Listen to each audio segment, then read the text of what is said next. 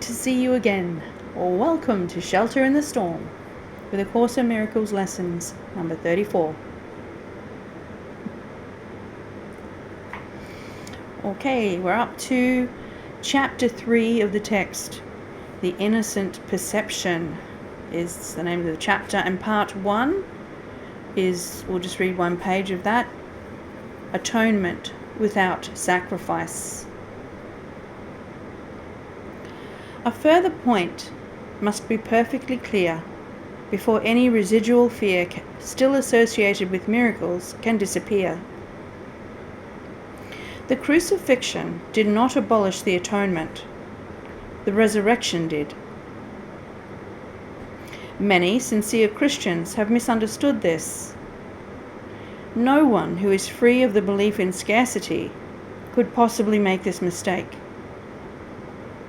If the crucifixion is seen from an upside-down point of view, it does appear as if God permitted and even encouraged one of his sons to suffer because he was good.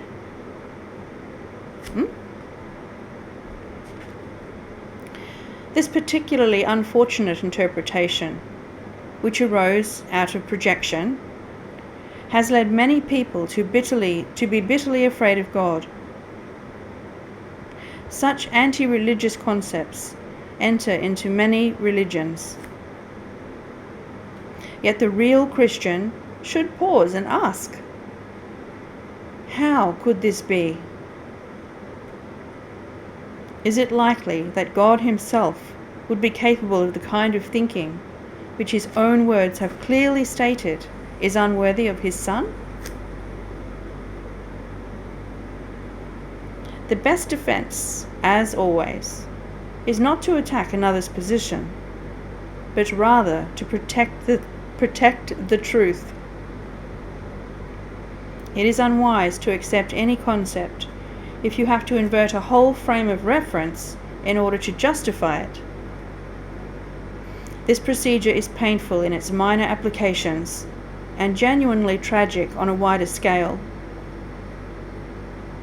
Persecution frequently results in an attempt to justify the terrible misperception that God himself persecuted his own Son on behalf of salvation. The very words are meaningless.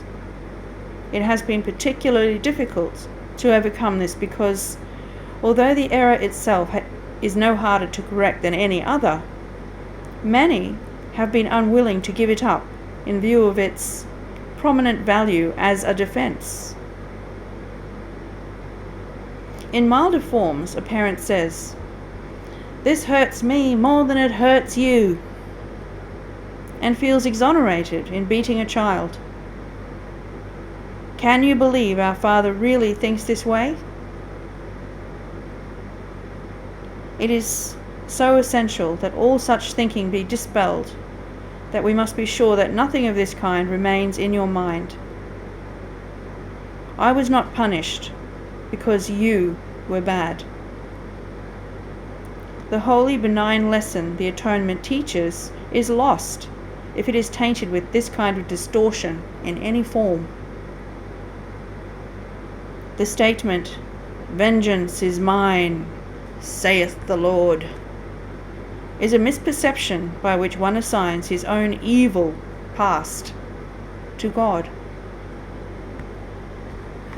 Okay, so that's our text. Let's move to our lesson 34, and this is another one of my favorite lessons, lesson 34. I could see peace instead of this. The idea for today begins to describe the conditions that prevail in the other way of seeing. Peace of mind is clearly an internal matter. It must begin with your own thoughts and then extend outward. It is from your peace of mind that a peaceful perception of the world arises. 3. Longer practice periods are required for today's exercises. 1 in the morning and 1 in the evening are advised, with an additional one to be undertaken at any time in between that seems most conducive to readiness. All application should be done with your eyes closed. It is your inner world to which the applications of today's idea should be made. Some 5 minutes of mind searching are required for each of the longer practice periods. Search your mind for fear thoughts, anxiety-provoking situations, offending personalities or events, or anything else about which you are harboring unloving thoughts. Note them all casually, repeating the idea for today slowly as you watch them arise in your mind, and let each one go to be replaced by the next. If you begin to experience difficulty in thinking of specific subjects, continue to repeat the idea to yourself in an unhurried manner, without applying it to anything in particular. Be sure, however, not to make any specific exclusions. The shorter applications are to be frequent and made whenever you feel your peace of mind is threatened in any way. The purpose is to protect yourself from temptation throughout the day. If a specific form of temptation arises in your awareness, the exercise should take this form. I could see peace in this situation instead of what I now see in it. If the inroads on your peace of mind take the form of more generalized adverse emotions, such as depression, anxiety, or worry, use the idea in its original form. If you find you need more than one application of today's idea to help you change your mind in any specific context, try to take several minutes and devote them to repeating the idea until you feel some sense of relief.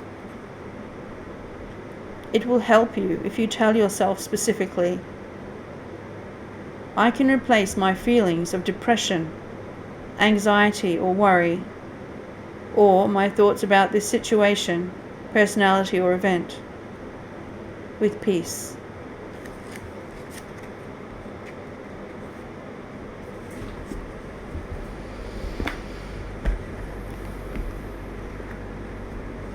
Okay, let's see what Jesus' comments are about Lesson 34.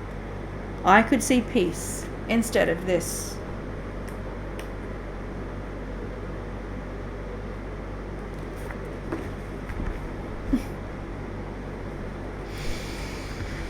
You are blessed beings, indeed.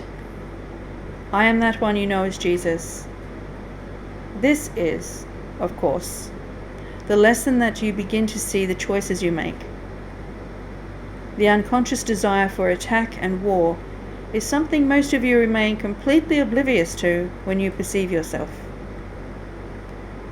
You lay the face of innocence on your consciousness and see yourself as a loving and gentle being, unless provoked. We want to address that caveat, unless provoked. It is true that you are a loving being. You were made of love, from love, and for love. You have forgotten this truth, and you have had many teachings to strengthen that memory lapse. This has caused a place of separation. You must remember that. The default setting here causes separation. How do you know? Look at your separate body. Your separate body demonstrates your belief in separation. It is the most powerful tool the ego uses to prove you are alone and abandoned. It is the ego's vehicle, as most of you use it. The body, in and of itself, is neutral. You can use it for good or bad. You can love it or hate it. you can see it as a communication device, weapon, or bait. We want you to understand that your seeing things differently comes as a choice. It's your free will how you use your body. That comes up in another lesson. For now, we remind you that how you look at the world and the interior experience generated from that perception is your choice, indeed. When you feel that little frisson of anger, judgment, or hatred, you say to yourself, I can see this differently. I am able to see this differently. There's another way of looking at this thing. I don't have to cause this wound in myself. This is what you do, dear ones, when you do not see peace in front of you. You attack yourself. You mistakenly think you are attacking another. But that feeling of distress, loss of peace, anxiety, fear, or anger inflicts a wound on your dear self. Do this lesson willingly and happily. Know you are cultivating a higher frequency, closer to love with this lesson. And what happens in a frequency of love and peace? Healing takes place. Your body thrives at the frequency of love and peace. Your aging and illness processes come from a lack of peace and resistance to what is. It is not an act of weakness to accept what is, but it is an act of love and strength to say, I will not inflict pain and suffering on myself by judging this situation. I am that one you know as Jesus. We thank you once again for taking time out of your busy day to heal your mind. That is what we are about here. We are healing your mind so that you can create a peaceful world. We will see you again tomorrow. Namaste, blessed ones. Much love.